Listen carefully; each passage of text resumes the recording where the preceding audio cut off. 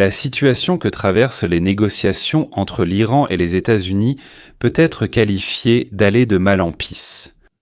Et à l'heure actuelle, il est pratiquement impossible de prédire ce qui va se passer. Mais il existe certaines régularités, bien sûr, qui permettent de suivre dans quelle direction l'aiguille penche. Aujourd'hui, nous allons analyser toutes les options possibles. Nous n'envisageons pas une option, qui s'appelle les États-Unis d'Amérique larguent une bombe atomique sur l'Iran. Et voilà, il y avait l'Iran, il y avait un problème. Il n'y a plus d'Iran, donc plus de problème. Donc nous n'allons pas envisager cela, mais je promets d'examiner tout le reste. Ou, comme le disent mes proches géorgiens, je le jure.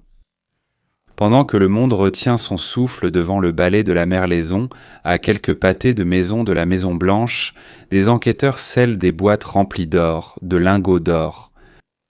Et les boîtes avec des lingots d'or que l'ancien haut gradé de la CIA, selon l'accusation, sortait depuis des années du bâtiment le plus sécurisé d'Amérique. Incroyable, non ? On pourrait penser à deux histoires différentes, mais en y regardant de plus près, c'est la même. Aujourd'hui, nous allons analyser l'accord entre les États-Unis et l'Iran, qui serait déjà presque entièrement finalisé, seuls quelques détails mineurs restant à régler. Mais de mon point de vue, les détails dont il parle sont en réalité les plus importants. Mais peut-être que je me trompe. Et nous parlerons en conséquence du scandale discret au sein de la CIA qui explique pourquoi les paroles du gouvernement, de la direction, le serment, le souci des citoyens. Là-bas, dans l'Amérique moderne, il faut prononcer ces mots avec autant de prudence qu'en Russie, au Vietnam, en Ukraine, au Mozambique, au Congo et dans d'autres endroits similaires. Nous avons déjà discuté à plusieurs reprises qu'il est important pour les Américains de mettre fin à la guerre, ou du moins de l'arrêter. Ce qui, bien sûr, n'est pas la même chose, vers les derniers jours de mai ou au plus tard la dernière ou la première semaine de juillet. J'ai déjà expliqué à de nombreuses reprises pourquoi c'est important, mais je vais répéter l'essentiel, car cela a un lien direct, pour ainsi dire, avec les élections de novembre. Nous allons donc dans cette direction.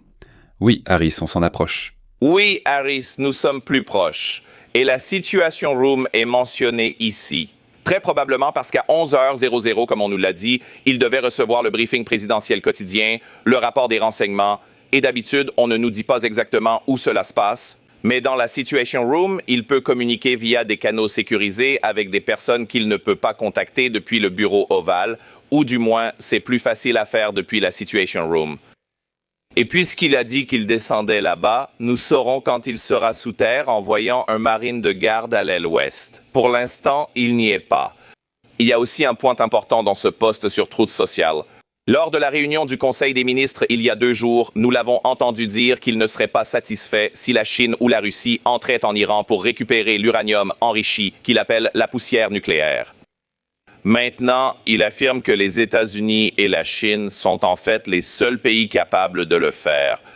Mais ce sont les États-Unis qui l'exporteront en étroite coordination, selon lui, avec la République islamique d'Iran et l'Agence internationale de l'énergie atomique. Qu'est-ce que nous pouvons en comprendre ? Premièrement, ce qui a été accompli, c'est qu'un accord a été trouvé avec les Iraniens pour que l'uranium enrichi soit exporté hors du pays. Trump a rapidement relégué la Russie, comme on dit, au second plan et a déclaré qu'il n'y avait que 2 pays qui avaient les capacités technologiques pour le faire. Bien sûr, c'est complètement absurde. Je peux vous en citer au moins 3 ou 4 autres, juste comme ça, à première vue. Bon, passons. Ces 2 pays se sont avérés être les États-Unis, et la Chine aussi. En réalité, les Chinois, qui auparavant disaient non, qu'ils ne voulèrent pas s'en approcher de près, disaient ensuite « nous allons régler ça nous-mêmes avec l'Iran, puis encore autre chose ». Et maintenant, je pense qu'après s'être mis d'accord sur quelque chose avec les Américains, nous disons qu'avec les efforts des États-Unis, de la Chine et de l'AIEA, ils veulent dire, je pense, la surveillance des activités nucléaires. Tout cela sera donc rassemblé, nettoyé, évacué. Mais où ? Eh bien, ils ne le disent non pas, on ne sait pas. Mais en réalité, ce n'est pas très important. Je suis sûr que certains vont commencer à dire « et si c'est envoyé en Russie ? Et si c'est en Chine ? Et ainsi de suite ». Alors, j'ai une question pour vous, mesdames et messieurs. Pourquoi les Chinois ne donnent-ils pas leur uranium enrichi à l'Iran ? Ils en ont plein. Ils vont encore exporter 400 kilos vers la Chine. Et alors, après ça, ils vont tout de suite commencer à le donner à l'Iran ? Non, c'est absurde. La Chine non plus ne veut qu'un idiot fasse exploser une bombe nucléaire n'importe où sur la planète. Ce sont des détails que nous n'avions pas auparavant et ils donnent l'impression que cette partie est déjà convenue. C'est très important. Jusqu'à présent, nous ne parlions que de la prolongation du cessez-le-feu pour 60 jours après quoi ils pourront commencer à discuter des subtilités du programme nucléaire. On dirait qu'il y a eu des appels à certains dirigeants iraniens et à l'AIEA concernant qui exactement participera à cela. Nous ne savons tout simplement pas quand ni où. La présentatrice de Fox, qui est d'ailleurs la belle-fille du président, lui a directement demandé « Es-tu vraiment prêt à recommencer à bombarder l'Iran ?» Écoutez donc Donald J. Trump. Vont-ils dépasser la limite pour que vous relanciez une offensive? Un accord désavantageux pour nous, c'est la limite. J'évalue les options, on verra. Je négocie, ils négocient aussi, ce sont de bons négociateurs, très malins. En même temps que nous menons des négociations difficiles, les parties se frappent mutuellement par tous les moyens possibles dont elles disposent actuellement. Ils commettent également une violation flagrante du cessez-le-feu, selon le commandement central, qui accuse les Iraniens d'avoir lancé un missile balistique en direction du Koweït, ainsi que 5 drones d'attaque dans la région du détroit d'Ormuz. Les responsables américains jugent difficile pour les autorités élues, le corps des gardiens de la révolution islamique et le clergé iranien de s'accorder lors des négociations avec les États-Unis. On ignore quels groupes soutiennent l'accord qui accorderait au président Trump ce qu'il souhaite. Cependant, ses intentions sont claires, comme l'a confirmé hier la dernière déclaration à la caméra de Scott Bessent. Le président a clairement énoncé ses 3 exigences. Ouvrir le détroit, cesser l'enrichissement de l'uranium et abandonner le programme nucléaire. Si l'accord est impossible sans cela, alors pourquoi conclure un accord sans ces conditions? D'abord les faits. Selon des sources de l'administration américaine, les délégations des États-Unis et de l'Iran sont parvenues à un accord préliminaire. Le document en question est un protocole d'accord. Ce n'est donc pas un traité, mais c'est un peu comme le mémorandum de Budapest. Donc vous remettez à la Russie tout votre arsenal nucléaire, vos missiles et tout le reste. En échange, les États-Unis, le Royaume-Uni et la Russie, si jamais quelqu'un vous attaque, même si c'est l'un d'entre eux, oui, ils iront immédiatement à l'ONU pour en parler. Oui, c'est à peu près l'essence, là je viens de résumer avec mes propres mots, l'essence du mémorandum. Je soupçonne fortement que ce mémorandum a à peu près la même signification et la même valeur. Il a 3 pierres angulaires. Donc la première c'est Hormuz, naturellement. L'Iran accepte le libre passage à travers le détroit d'Ormuz. Eh bien, toute menace de blocage, et Téhéran a utilisé cette menace pendant tout le dernier quart de siècle, comme un interrupteur, pour ainsi dire. Cela fait immédiatement grimper les prix mondiaux du carburant. Cela augmente le coût de l'assurance des pétroliers, perturbe la logistique du Japon, de l'Allemagne, de tout le monde. Si l'Iran garantit vraiment le passage, qu'est-ce que cela signifie? Je ne comprends pas. Bon, ils garantissent aujourd'hui et demain, comme on dit, c'est moi qui décide. Je fais ce que je veux, où je veux. Où je veux, je le mets. Si je veux, je reprends ma parole. C'est ce que je pense. Peut-être que je me trompe. Voilà. Si vraiment ils garantissent le passage et que le monde y croit, alors cela signifie que le marché pétrolier obtient ce qu'il n'a pas eu depuis la révolution iranienne, à savoir la confiance. N'est-ce pas? Bien que je pense que pour que les Perses, disons, reprennent tous leurs mots, puis disent qu'ils n'ont jamais dit ça, que rien de tout cela n'a été dit. Il y a environ un demi-pas à gauche et à droite. Deuxième point, les négociations nucléaires. Ce n'est pas un accord sur le nucléaire, mesdames et messieurs. Des négociations sur un accord. Donc, ne cessons pas de fumer, parlons simplement du fait que nous allons arrêter de fumer. Allons-y. Vous comprenez, la différence est assez grande. Sur le papier, l'Iran accepte de venir à la table des négociations, mais sur le papier, il conserve tout ce qu'il a dans les salles souterraines, là-bas à Fordo comme on l'appelle, à Natanz. C'est-à-dire qu'en échange d'un geste politique, l'Iran gagne du temps. Ils considèrent que c'est la ressource la plus précieuse pour leur pays, car les centrifugeuses tournent déjà. Troisième point, l'argent. Selon la déclaration de la partie iranienne, le mémorandum prévoit le déblocage de la moitié des avoirs gelés. Environ 12 milliards de dollars au total. Eh bien, la moitié, prenez une calculatrice et vous pourrez savoir combien fait cette moitié. Cet argent est déposé sur des comptes en Corée du Sud, au Japon, au Qatar, en partie encore en Europe donc, depuis l'époque des sanctions de l'équipe d'Obama. 12 milliards, ce n'est pas une aide, mesdames et messieurs, c'est l'argent iranien, auquel Téhéran n'avait pas accès. C'est-à-dire qu'ils ont, comme on dit, vendu du pétrole, gagné cet argent. Mais là, nous avons mis la main dessus. Nous ou quelqu'un d'autre, encore. Eh bien oui, Obama sans doute, Dieu seul le sait. Je ne m'en souviens plus. Ils ont arrêté. Et personne, par peur de nous, ne rendait l'argent à l'Iran. Mais au sens politique, c'est un dégel.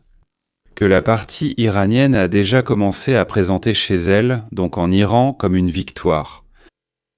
Et maintenant, le plus important. Trump n'a encore rien signé. Relisez encore une fois.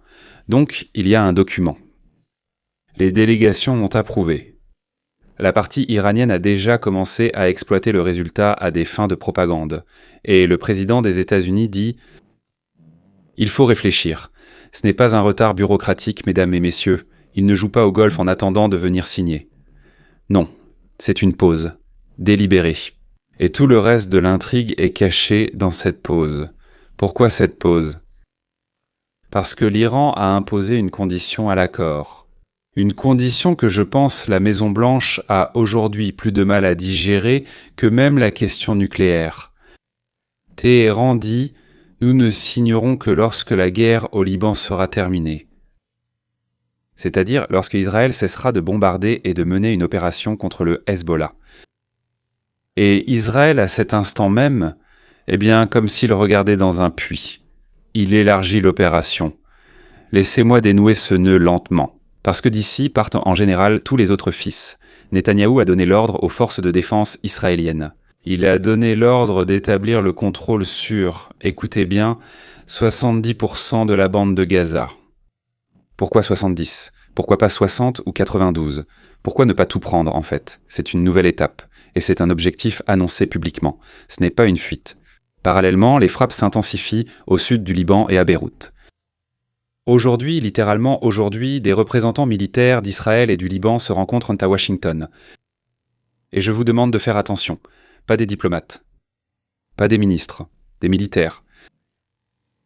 Cela signifie que la conversation ne porte pas sur « faisons la paix ».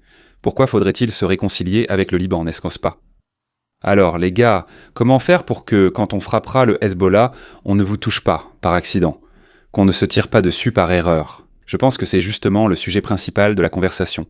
La frontière entre l'escalade et la désescalade, lors d'une telle rencontre, tient à un simple coup de téléphone.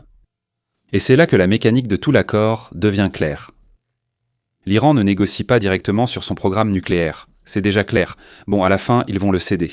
Que faire ? C'est-à-dire qu'ils vont continuer discrètement à y purifier quelque chose. Mais ce qui sera purifié, ils le remettront. L'Iran négocie sur le Liban. Ainsi, l'Iran utilise le Hezbollah comme une garantie vivante, si vous comprenez ce que je veux dire. Tant que le Hezbollah est sous pression, l'Iran ne signe pas l'accord. S'il signe l'accord, il perd son atout. S'il ne signe pas, il perd. Il perd 12 milliards. Donc soit le Hezbollah, soit 12 milliards. Soit le Hezbollah, soit 12 milliards dont nous avons désespérément besoin en ce moment, parce que l'économie intérieure craque. Et je ne vais pas faire semblant que ça ne craque pas. L'inflation à Téhéran dépasse 60%. Les gars, 60%. J'ai vécu en Israël quand c'était 70 et aussi quand c'était 130. C'était seulement 70. Tu allais juste quelque part, comme au travail. Tu voyais un costume affiché à un prix, et le soir, ce prix avait changé. Ils devaient en changer les étiquettes. C'était d'abord en livres, puis en shekels, puis encore en livres, parfois même en dollars libanais. Ils ne pouvaient pas afficher en dollars. Il n'y avait pas d'unité conventionnelle en Israël. Tu faisais juste des allers-retours. Les prix étaient pas différents. Ça augmentait dans la journée, tous les jours. Le bazar, d'ailleurs, en Iran, ce n'est pas une métaphore. Oui, c'est une force politique, car tout se joue au bazar. Échanges, discussions, mécontentement. Et cette force politique, le bazar, fait pression sur le pouvoir. Que fait Trump ? Eh bien, Trump garde le document non signé. Parce que le signer tout de suite, ce serait lier les mains d'Israël. Ne pas le signer permettrait à l'Iran de quitter la table en affirmant « Les Américains restent imprévisibles, négocier avec eux n'a aucun sens ». C'est leur position classique, où la défaite et la victoire ne diffèrent que d'un seul pas. Et c'est là qu'entre en jeu Netanyahou. Plus Trump discute et réfléchit longtemps, plus il traîne, plus Netanyahou a de possibilités de frapper celui qu'il compte frapper. C'est pourquoi Netanyahou tient maintenant, comme on dit, sa propre carte en main. Il a une nécessité politique interne de montrer des résultats à Gaza, une nécessité politique interne. Elle n'est pas aussi importante pour le monde que celle des Américains, mais pour Israël et pour la région, elle est très importante. Donc il a bien sûr un accord personnel avec Trump que ni l'un ni l'autre ne confirme publiquement, mais qui se devine à travers le comportement des deux, disons, depuis le mois de janvier. Netanyahou présente un facteur intéressant. J'ai dit 70%. Ce n'est pas un chiffre rond. C'est un seuil choisi mathématiquement, après lequel le Hamas perd sa cohésion logistique, si l'on comprend bien que le lien se fait avec Gaza. C'est-à-dire, lorsque tu prends le contrôle de 70%, ils ont précisément calculé quels sont ces 70% du territoire de Gaza qui sont sous contrôle, alors le Hamas ne peut plus agir. Comme de petites bandes séparées, ensemble ils ne peuvent plus agir. Le cabinet israélien estime qu'on ne peut pas faire moins. Eh bien, pas moins, sinon il faudra tout recommencer dans 2 ans. Résumons. L'Iran veut de l'argent et le détroit d'Ormuz. Sans le Liban. Eh bien, pour que, disons, il n'y ait pas de certains changements au Liban. Israël veut Gaza et un Liban sans l'Iran. Trump veut tout en même temps, et il comprend que tout avoir en même temps est impossible. Il n'a vraiment pas envie de la solution vers laquelle, selon les fuites, la Maison-Blanche penche, même si avec Trump, il peut décider une chose aujourd'hui, puis changer d'avis et prendre une autre direction. Mais il existe une solution cohérente, étape par étape. D'abord, une désescalade discrète au Liban, peut-être à travers cette réunion militaire d'aujourd'hui à Washington, où l'on peut parvenir à un accord en toute discrétion, sans que le monde n'entende de quoi il s'agit. Par exemple, gelons tout pendant 6 mois, puis faisons quelque chose ensemble. Ensuite, un accord sur le détroit d'Ormuz, puis 60 jours de négociations sur le programme nucléaire que nous allons évidemment prolonger jusqu'à la fin octobre, début novembre. En même temps, Israël achève son opération à Gaza soutenue politiquement par Washington. Pourquoi vous en mêlez-vous? Vous n'avez rien demandé à ce sujet. C'est le scénario optimiste. Le scénario pessimiste, c'est qu'un seul maillon, n'importe lequel, se brise et toute la structure s'effondre. Que montre l'histoire? Il faut observer et discuter, voir ce qui s'est passé, n'est-ce pas? L'histoire montre que l'Iran sait venir habilement à la table des négociations et refuser au dernier moment. Vienne, 2021, Genève, 2015. Paris, je pense que c'était 2 ans plus tôt. Partout, à la dernière minute, des conditions apparaissaient qui, comme s'il n'y en avait pas, ils disent « Comment ça, il n'y en avait pas ?» On en parlait souvent, on y pensait, mais ce n'était pas encore écrit. Il n'y en avait pas au début. Ce n'est ni de la mauvaise volonté, ni de la bêtise, ni un oubli, c'est une stratégie, non. Vous savez, quand la tortue nage dans le ruisseau et que le serpent lui dit « Écoute, tortue, fais-moi traverser de l'autre côté. » Vous connaissez la blague, bien sûr. Et la tortue répond « Mais tu vas me mordre et on va couler. » Et le serpent dit « Tu crois que je suis folle ou quoi? De quoi tu parles? Dis-moi franchement, je comprends bien que si je te mords. » Mais la tortue se dit « Bon, c'est vrai. » Bref, elle s'approche, le serpent monte sur son dos, ils sont au milieu du ruisseau, et le serpent mord la tortue. Et là, elle commence à couler et dit « Qu'est-ce que tu as fait? Comment as-tu pu? On va toutes les deux couler, on va couler. » Et le serpent lui répond « Je suis un serpent, un serpent. » C'est similaire avec Téhéran. Oui, je suis un serpent. Téhéran négocie comme dans un bazar. Plus on approche de la fin, plus le prix augmente. Et Trump, il faut lui reconnaître ça, il le comprend. Il négocie lui-même selon le même principe, et c'est pourquoi la signature reste en suspens, comme ce dernier coup que les joueurs font généralement dans une profonde réflexion, 1 minute avant que l'horloge ne sonne. Vous voulez savoir à quel signe il faut prêter attention dans les prochaines 72 heures? Oui, 72 heures, je pense même que ce sera moins. Je suis en train d'enregistrer maintenant, vous regarderez un peu plus tard. Je pense que dans les prochaines, disons, 60 heures, premièrement. Résultat de la réunion militaire aujourd'hui, Liban, Israël, Washington. S'il y a un communiqué conjoint, même court, c'est un signal que le corridor de désescalade est ouvert. Si la réunion se termine sans communiqué, en mode « les militaires se sont rencontrés puis sont repartis, rien à dire », alors cela signifie que l'accord avec l'Iran est reporté, au moins d'1 semaine. Il faut encore finir, éliminer quelqu'un, terminer là-bas, oui, aller jusqu'au bout. Deuxièmement, le comportement de Téhéran dans le pays. Si les médias d'État iraniens commencent à, disons, préparer l'opinion publique à une victoire historique, cela signifie que la signature est proche. Ou bien elle a déjà eu lieu, ils ne l'ont tout simplement pas encore annoncé. S'ils relancent le thème des traîtres américains en disant que, soi-disant, c'est toujours la même chose, cela montre que Téhéran fait marche arrière et que la Maison-Blanche a compris que la signature n'aura pas lieu. Ou Donald Trump a dit qu'il n'y aurait pas de signature. Troisièmement, le marché du pétrole. Les prix réagissent aux attentes, pas aux nouvelles. Si pendant le week-end, le pétrole commence à baisser, le marché croît en Hormuz. Si les prix se stabilisent ou augmentent, le marché ne croît plus en Hormuz. Et quatrièmement, c'est aussi une chose intéressante, donc l'emploi du temps personnel de Netanyahou. Tout déplacement imprévu à Washington, tout appel nocturne, toute annulation de réunions internes, tout cela signifiera que la partie américano-israélienne de la structure est en train d'être réajustée. Il faut revoir certaines choses. Et cinquièmement, disons ce que Donald Trump lui-même dit publiquement. Dans ce genre de situation, le président dit souvent tout haut le contraire, de ce qu'il signe à huis clos. S'il commence à critiquer bruyamment l'Iran, cela signifie que la signature est proche. S'il commence à faire des éloges, cela signifie que quelque chose ne s'est pas passé comme prévu. Je comprends que cela semble absurde, mais c'est comme ça que ça se passe, mesdames et messieurs. Vous comprenez l'essentiel, n'est-ce pas? Un accord évoqué par tous les gros titres n'est pas encore un accord.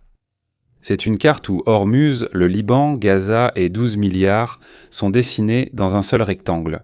Et quelqu'un doit décider comment couper ce rectangle. Parce qu'il faut le couper. Tout le monde a des ciseaux en main, mais un seul d'entre eux peut tout signer ou tout changer maintenant. Et c'est quand même bien qu'il soit ici, de notre côté, à la Maison-Blanche. Avant de passer à la deuxième histoire, laissez-moi répondre à 2 questions qu'on pose le plus souvent dans cette situation. Première question, comment le monde réagira-t-il à chacun des scénarios qui se présentent aujourd'hui à Trump? Et la deuxième, c'est comment chacune de ces décisions se répercutera sur les élections de novembre, pour lesquelles il reste un peu plus de 5 mois au Parti républicain. Commençons par le monde. Scénario 1, le premier. Trump signe l'accord tel quel, Israël réduit publiquement son opération au Liban contre la signature iranienne sur l'accord d'Hormuz, plus 12 milliards. El Eliad accueille cela par des applaudissements discrets. Pour les Saoudiens, l'essentiel est de clore la question du Hezbollah et celle des Houthis au Yémen. Un détroit d'Hormuz ouvert, pour eux, c'est une assurance pour l'exportation. La réaction des monarchies arabes du Golfe Persique est similaire. Moscou sourit publiquement, mais en coulisses, elle est en colère. Le Kremlin a intérêt à ce que Téhéran garde un atout, car un Occident distrait au Moyen-Orient signifie moins de pression. Disons, moins de soutien à l'Ukraine.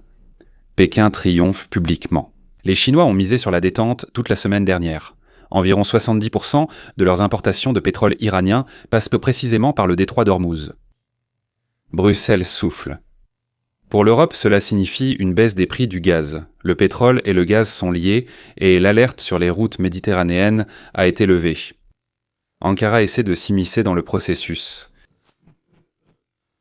Comme médiateur, n'importe qui, même si on envoyait des bateaux maintenant avec cette... comment elle s'appelle? La fille folle, la fille complètement folle. Voilà. Erdogan fera une déclaration sur le rôle de la Turquie dans les prochaines 24 heures, j'en suis sûr. Jérusalem reste publiquement réservée. Il y a une division interne. L'aile droite de la coalition dit « traître, centriste et victoire historique ». Voilà. Scénario numéro 2. Séquentiel. Ici, il y a une coalition silencieuse du Liban, puis Hormuz, puis les négociations nucléaires. C'est un scénario où personne ne triomphe, mais personne ne perd ouvertement non plus. Riyad et le Golfe, ils sont calmes. Moscou est froidement neutre. Pour le Kremlin, c'est la pire option. Parce qu'en perdant ce levier, nous devenons aussi des médiateurs. Pékin attend patiemment. Les Chinois ont l'habitude de travailler avec des processus par étapes. Bruxelles soutient prudemment, en parlant sans enthousiasme. Jérusalem souffle. Ce scénario donne à Netanyahou le temps d'en finir avec Gaza sous couverture politique. L'Iran est nerveux intérieurement. Le pouvoir iranien n'aime pas les accords où la récompense est différée. Mais il accepte cela. Troisième scénario. Trump refuse de signer quoi que ce soit. Mais c'est un scénario d'échec, n'est-ce pas? Riyad est publiquement réservé. En coulisses, il est mécontent. Les Saoudiens n'ont pas de réserve de temps. Moscou célèbre ouvertement. Pour le Kremlin, c'est le meilleur résultat. Pékin était quelque peu irrité, mais reste silencieux. La Chine s'oriente désormais vers un accord bilatéral plus profond avec Téhéran, en contournant directement Washington. Autrement dit, ce qui commençait à s'améliorer va discrètement s'effacer. Bruxelles s'inquiète des prix du pétrole et couvre ses contrats gaziers. Jérusalem triomphe en partie, mais craint aussi en partie. Une victoire au Liban sans la retenue iranienne signifie que dans 2 ans, tout recommencera. Bon, dans 4 ans, l'Iran se mobilise. Les premières 48 heures après l'échec sont les plus dangereuses, parce que Téhéran doit montrer qu'il n'a pas cédé, qu'il est grand, qu'il est Tarzan. Armouz? Arrêtons-nous là-dessus. Scénario numéro 4, dernière signature partielle, seulement Hormuz, sans les 12 milliards ni conditions libanaises, voilà comment ils se sont mis d'accord. Voilà, ce scénario est sans le moins discuté dans les coulisses, mais il est peut-être le plus réaliste. El Riad est satisfait, Moscou est irrité, Pékin est d'accord, Bruxelles est reconnaissante, Jérusalem est calme, l'Iran n'est pas satisfait. Mais pas au point de faire échouer le processus. Le pouvoir iranien est prêt à échanger la forme contre le fond de la formule si les 12 milliards arrivent un peu plus tard par une voie séparée. Voilà pour ce qui concerne la paix. Voilà, et maintenant les élections en novembre. Il reste un peu plus de 5 mois avant les élections, et le Parti républicain a besoin de 2 résultats, l'un extérieur, l'autre économique. L'accord avec l'Iran peut apporter les 2 résultats à la fois, ou faire échouer les 2 en même temps. Si Donald Trump signe une version réussie, la première ou la 4e, les républicains reçoivent un cadeau qu'ils n'ont pas dû depuis 2020. En politique étrangère, Donald Trump a résolu la question iranienne que les administrations précédentes n'avaient pas réglée en 16 ans. Vive Trump, vive les républicains. Passons à l'économie. L'ouverture du détroit d'Ormuz entraîne une baisse du pétrole, donc une diminution du prix de l'essence aux États-Unis sous 1 à 2 mois. Et le prix de l'essence, c'est ce chiffre que l'électeur américain moyen voit tous les jours. Et il l'associe directement à la personne qui est à la Maison-Blanche. C'est un bon président. L'essence n'était pas chère. C'est un mauvais président. L'essence a augmenté. Une baisse d'$1 par gallon du prix de l'essence entre juin et octobre est tout à fait réaliste et peut faire grimper le score du vote général de 2 à 2,5 points. C'est énorme. Dans un État moyen indécis comme l'Arizona, la Pennsylvanie ou le Nevada, c'est la différence entre la défaite et la victoire. Eh bien, dans quelques principaux districts. Si Trump suit le 2e scénario de manière cohérente, les républicains obtiennent un avantage modéré mais stable. C'est un scénario où la victoire se présente en bouquet vers septembre-octobre, juste au moment où les électeurs commencent à prendre leurs décisions. Si Trump refuse de signer quoi que ce soit, dans le 3e scénario, les républicains subissent un coup très dur. Le prix du pétrole monte, le prix de l'essence suit. Accuser le prédécesseur, comme cela a été fait en 2020 et 2022, n'est déjà plus techniquement possible. Sur le plan de la politique étrangère, Trump reçoit exactement l'étiquette qu'il a lui-même utilisée contre ses adversaires pendant 18 mois. Il a négocié mais n'a pas mené à bien. Les démocrates reçoivent un cadeau. Le carburant coûte cher, accord annulé, instabilité régionale. Vous voyez la situation du président actuellement, n'est-ce pas? Les décisions qui semblent purement liées à la politique étrangère sont en réalité internes. Et c'est l'essentiel. C'est vraiment l'essentiel, peu importe ce que pense le reste du monde. Les signatures ou le refus de Donald Trump concernant l'Iran, ce n'est pas seulement Hormuz, 12 milliards. Ce sont 2 points de pourcentage en moyenne dans tout le pays, et de 5 à 7 points dans plusieurs districts qui, en novembre, décideront si la majorité républicaine restera à la Chambre des représentants. C'est précisément cela qui déterminera si la majorité républicaine restera à la Chambre des représentants. Et tout le remue-ménage dans le monde entier tourne justement autour de cela en ce moment. Et maintenant, je vous invite à passer du monde des grandes tables à celui des portes closes, des couloirs, de la lumière tamisée. Parce que la 2e histoire d'aujourd'hui ne concerne pas les conférences de presse, mais les petites boîtes. Et sur ce que, selon l'accusation, il y avait dans ces petites boîtes. David Rush, ancien haut responsable de la CIA, n'est pas un agent de terrain comme dans les films, ni une légende, mais un employé de carrière qui a travaillé à la direction pendant de nombreuses années. Un homme par les mains duquel passaient les actifs de l'agence. Disons un gestionnaire comme on dirait chez nous, n'est-ce pas? Aujourd'hui, il est accusé de détournement de fonds et de fausses déclarations aux enquêteurs fédéraux. Selon l'enquête, le montant du détournement concerne des lingots d'or d'une valeur de plusieurs dizaines de millions de dollars. Tout d'abord, quelques précisions techniques, car dans cette histoire, chaque détail crie son importance. L'or à la CIA n'est pas un métal de musée, c'est un outil de travail. La CIA utilise l'or depuis des décennies comme une monnaie universelle dans les opérations où le dollar ne fonctionne pas, là où il n'y a pas de système bancaire, où la partie concernée n'acceptera pas de billets américains, là où il faut payer une source de manière à ce que la transaction ne laisse aucune trace électronique. Les lingots sont conservés dans des coffres sécurisés à l'intérieur de l'agence. Ils sont enregistrés dans un système séparé et l'accès à ces lingots est très limité et réservé à un cercle très restreint. Et selon l'accusation, David Rash faisait partie de ce cercle et utilisait cet accès non pas pour des tâches opérationnelles, mais à des fins personnelles, c'est-à-dire pour lui-même. Et pas hier, ni avant-hier, mais pendant des années. Pourquoi l'accusation insiste-t-elle sur des années ? Parce qu'il est techniquement impossible de sortir des lingots pour une vingtaine de millions de dollars en une seule fois. Techniquement possible, mais en réalité impossible. Cela signifie qu'il fallait sortir petit à petit à chaque fois, et petit à petit, cela veut dire que, pour une raison quelconque, le système de comptabilité ne l'enregistrait pas. Peut-être qu'il le remarquait, mais se taisait. Et c'est ici que commence la partie la plus importante de cette histoire. Pas Rash, mais le système. Un officier, même supérieur, ne peut pas contourner la procédure d'inventaire 20 fois tout seul. Cela signifie que sa procédure d'inventaire annuelle dans cette partie de l'agence était défaillante. Soit Rash avait des collègues qui y participaient, en le sachant et sans le signaler. Il n'y a tout simplement pas de troisième explication dans cette histoire. Et maintenant, passons aux faux témoignages. Rash est accusé non seulement de vol, mais aussi d'avoir menti aux enquêteurs.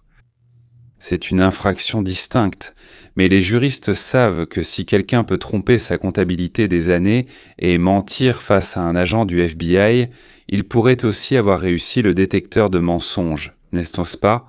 C'est soit un menteur professionnellement entraîné, soit une personne absolument convaincue que le système ne l'attrapera pas.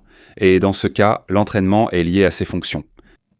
Donc il s'est entraîné, il est venu, il est arrivé, que révèle cette histoire sur la CIA ? Ce n'est pas que l'agence est pourrie, c'est un jugement trop général. Elle dit que lorsqu'on est à l'intérieur d'une organisation qui, par définition, n'a pas d'audit externe, eh bien, il n'y a pas d'audit externe là-bas, on ne peut pas simplement envoyer des comptables pour vérifier. C'est clair, non ?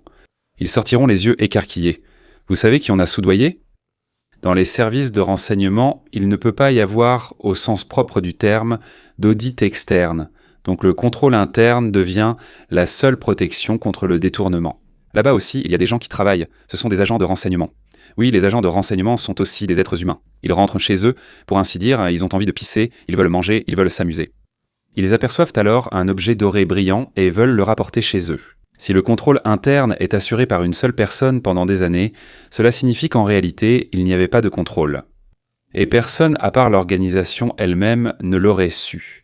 D'ailleurs, c'est intéressant, c'est Rash, qui a été démasqué par un autre enquêteur de l'agence. Là-bas, tout était en ordre, tout allait bien. C'est sa propre négligence domestique. Un mode de vie excessif, selon eux. Des biens immobiliers coûteux.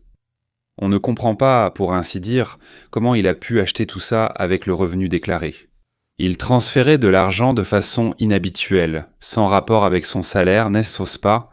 Donc ce n'est pas un audit qui l'a démasqué, mais simplement le fisc. Ils ont utilisé un ordinateur ou une IA, une intelligence artificielle, et elle a signalé « Les gars, il y a quelque chose qui ne va pas ici ». Ce n'est pas la CIA qui a arrêté l'officier du renseignement qui sortait de l'or de la CIA pendant des années, du genre « Eh les gars, où sont passés nos 21 millions en or ?» C'est juste le service des impôts, sûrement l'inspection fiscale municipale. Ils ont appuyé sur un bouton, ça a attiré l'attention, puis tout s'est enchaîné. C'est précisément là que les deux histoires d'aujourd'hui se rejoignent. Dans la première histoire, celle de l'Iran, Trump essaie de résoudre publiquement une question où les parties négocient autour d'actifs qui nous sont invisibles. Des centrifugeuses nucléaires, des comptes bloqués, des tunnels, le Hezbollah. Dans la deuxième histoire, il devient clair qu'il existe à l'intérieur de l'État américain une zone d'invisibilité où non seulement le processus de renseignement devient invisible, mais aussi le métal physique dans le coffre-fort. Voilà, je veux que vous compreniez que ce que je dis en ce moment, je le pense vraiment. Je ne parle pas du fait qu'on a volé quelque chose. On vole partout, tout le temps, n'est-ce pas? Je ne parle pas non plus du fait qu'une bonne ou une mauvaise personne ait été prise. Je ne parle pas non plus du fait que leur audit soit mauvais ou autre chose, d'accord? Mais du fait qu'ils ont toute une sorte de couche où les actifs sont jetés, que ce soit de l'or, de l'argent ou autre chose, mais personne ne sait ce qui leur arrive, parce qu'il est interdit de vérifier. On ne peut pas vérifier. Eh bien maintenant, on ne peut plus vérifier, mais on ne peut pas contrôler les siens. Et c'est tout. Et voilà, c'est tout. Si c'est tout.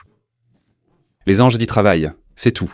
Et si ce ne sont pas des anges qui travaillent, alors à quoi bon la moitié de tout ça? Eh bien, comme la Russie, oui, comme l'Ukraine, c'est pareil. Là-bas, la moitié, un tiers, un quart, autant que tu veux. Mais la moitié de tout ça disparaît quelque part. Ils en ont attrapé un. Avec 20 ou 30, je ne sais plus, il y avait là des millions de dollars en or. Et là, comme là-bas, la question est la même. Comment, nous, citoyens, pouvons-nous savoir que tout fonctionne à l'intérieur des institutions comme on nous le dit? Ou bien faut-il supposer dès le départ qu'ils nous mentent tout le temps, sans arrêt?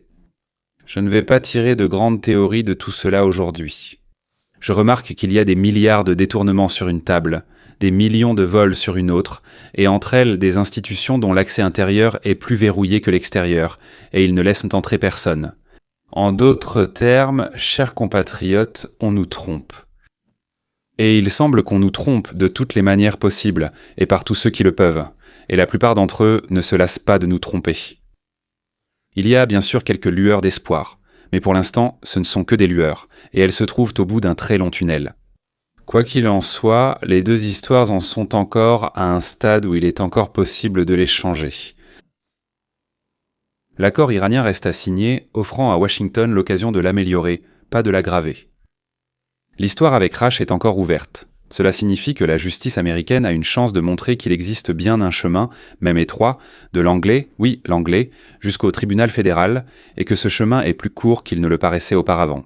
Et vous, en observant cela en temps réel, vous assistez à un moment rare où de grandes institutions sont obligées de mettre en lumière des choses, de révéler certaines choses, quand les barrières qu'ils ont érigées entre nous et eux deviennent de plus en plus transparentes. Et maintenant, quelques mots pour conclure. J'ai promis aujourd'hui de ne pas faire de grandes théories, mais pour finir, permettez-moi de partager une courte réflexion d'un des philosophes vers lesquels je reviens le plus souvent. Une demi-seconde. L'État à qui nous confions de plus en plus la résolution de nos problèmes, eh bien comme l'intelligence artificielle, en quelque sorte, oui, cesse d'être notre serviteur, notre serviteur, notre serviteur. D'abord, il devient un intendant, c'est-à-dire quelqu'un qui exécute les tâches, mais à sa manière, puis un gestionnaire qui décide à notre place. Cette voie a déjà été décrite au début du XXe siècle par Vladeev comme inévitable pour une société qui remet sa volonté entre les mains d'autrui. Dans ce schéma, si l'on enlève les gens, tout sera logique, sans les gens. L'État est le serviteur, le contribuable est le maître, il y a un contrat entre eux, un beau modèle. Le problème, c'est que nous ne sommes pas des anges, mais des hommes, des humains, des homo sapiens, enfin, plus homo que sapiens, mais quand même. Et chaque homme, lorsqu'il est confronté à la possibilité de prendre ce qui n'est pas bien gardé, passe le même test. Et ce n'est pas un test philosophique, mais biologique. L'Iran, dans ce sens, n'est pas différent des États-Unis. Simplement, à Téhéran, on utilise une religion rigoriste pour garder le pouvoir, tandis qu'à Washington, c'est l'idéologie du lavage de cerveau. Et le vol au sein de la CIA suit la même logique qu'un fonctionnaire iranien qui, par l'intermédiaire d'une société écran, organise un transport de pétrole. C'est la même logique qu'un membre du Congrès américain achetant des actions la veille de la décision d'un comité. En 1991, j'ai créé une entreprise à Moscou. Je suis parti pour 2 ou 3 mois, puis je suis revenu. Il y avait des choses étranges. Il s'est avéré que le responsable du département informatique, le remplaçant de mon manager pendant mon absence et la personne que j'avais spécialement engagée pour tout vérifier étaient impliqués. Ils se sont assis et mis d'accord à 3. Ce n'est pas parce qu'ils ne m'aimaient pas, au contraire, ils me traitaient très bien, ils m'étaient très reconnaissants. C'est juste qu'il y avait quelque chose qu'ils voulaient, et pour le prendre, il fallait que les 3 se mettent d'accord. Ils se sont assis et mis d'accord. Dans les années 90, mes proches moscovites me racontaient autour d'un thé comment ils trompaient d'autres amis. Et quand je restais stupéfait, ils ajoutaient « Eh bien, tu as changé dans cette terrible Amérique. » L'homme est un loup pour l'homme, alors qu'ici règne culture, raffinement et douceur. Le mot escrépa n'existait pas encore, enfin, le mot scrépi. Le mot scrépi, oui, scrépien ce mot-là, il n'existait pas encore, mais le sens restait le même. En me racontant à quel point l'Amérique est un pays cruel, malhonnête, ingrat, enfin, une sorte de jungle, une jungle comme ils l'appellent, d'acier ou de fonte, je ne sais pas. En m'expliquant à quel point le capitalisme était monstrueux, ils volaient ceux avec qui ils avaient vécu toute leur vie. Selon une logique simple, si je peux voler et que je ne l'ai pas fait, alors je suis un idiot. Et maintenant, parlons de l'optimisme. Tout ce dont j'ai parlé aujourd'hui. L'accord iranien, lors de la CIA, les arrangements à 3 dans le dos du 4e, tout cela repose sur une seule notion. La démocratie politique. Dans celle-ci, la majorité a le droit de prendre à la minorité tout ce qu'elle veut. Dans mon entreprise, c'était différent, mais ils ont quand même décidé de faire un vote. Nous allons voter. Nous voulons vraiment ce qu'il a, alors nous allons nous réunir, voter et décider de le lui voler. Les personnes élues démocratiquement ne sont contrôlées par personne. Comme à la CIA, ils organisent de leur propre cercle fermé à l'intérieur. Personne n'a le droit d'entrer et de les contrôler. Les contrôleurs eux-mêmes, s'il y en a, veulent aussi y entrer. C'est-à-dire qu'immédiatement, ils se créent. Vous donnez de l'argent, les contribuables ou propriétaires, et nous, à l'intérieur, nous verrouillons vite la porte et nous nous mettons d'accord sur la façon de les partager. Le bipartisme ne résout pas le problème, car 2 partis peuvent aisément s'entendre. Eh bien, au minimum, ce ne sont pas les partis, mais des personnes, certaines personnalités individuelles, qui sont bien plus nombreuses qu'on ne le pense ou même qu'on ne le dit. Comme nous, avec 3 employés à Moscou en 92. Si vous changez un mot dans ce concept, si vous remplacez le mot politique par déchets et par 2 marchés, vous obtenez une démocratie de marché. Dans celle-ci, chacun ne vote pas une fois tous les 2 ans avec un bulletin, mais chaque jour avec son dollar. Dans celle-ci, il n'y a tout simplement personne à voler, c'est-à-dire qu'il n'y a pas de caisse commune. Donc tout ce qui existe est protégé par le droit de propriété et le propriétaire protège lui-même en engageant quelqu'un ou il protège lui-même ses biens. Et David Rush n'atteint pas la boîte avec l'or parce qu'il n'y a pas de boîte d'État et la boîte privée est souvent protégée par un homme fort. Un gorille de 150 kilos avec une matraque. Comment passer à ce système sans détruire l'ancien ? Il faut donc faire ainsi. Il faut construire un système parallèle à l'ancien. Détruire l'ancien monde jusqu'aux fondations, tout ça, ça ne marche pas. Chaque fois qu'on détruit quelque chose, il se passe quelque chose d'encore pire qu'avant, n'est-ce pas ? Et là, il n'est pas nécessaire de détruire quoi que ce soit. Il suffit de construire à côté de ce qu'ils ont déjà un système parallèle qui sera en concurrence et qui finira par l'emporter. C'est justement de cela que nous parlons sur la chaîne d'Orojnaï Karta Svobodé d'ailleurs, n'est-ce pas ? 200 courtes conversations de 10 minutes ou bien tout cela remanié, mais sous forme de 17 discussions d'1 heure chacune, des conversations, des débats du même genre. C'est le même matériel, juste assemblé autrement. Il ne s'agit pas de conférences, mais de conversations sincères sur le monde souhaité et comment l'atteindre. Dans la description, il y aura un lien vers mon livre que vous pouvez obtenir gratuitement. Si vous vous abonnez, chaque matin vous recevrez une conversation vidéo intéressante et originale de 10 minutes sur tous les sujets dont j'ai parlé aujourd'hui. D'ailleurs, il y aura aussi un lien vers un autre livre, mais cette fois il ne s'agit pas de conversations sur la politique, mais de mes récits, publiés de nombreuses fois dans la presse périodique en plusieurs langues, mais rassemblés pour la première fois en russe et dans un seul livre. Les récits tirés de ma vie sont principalement amusants et drôles. Et c'est vraiment un livre imprimé sur papier que je signerai personnellement pour chacun de ceux qui l'achèteront. Il n'en reste qu'100 d'exemplaires. Voilà. C'est tout pour aujourd'hui, chers amis, et à très bientôt.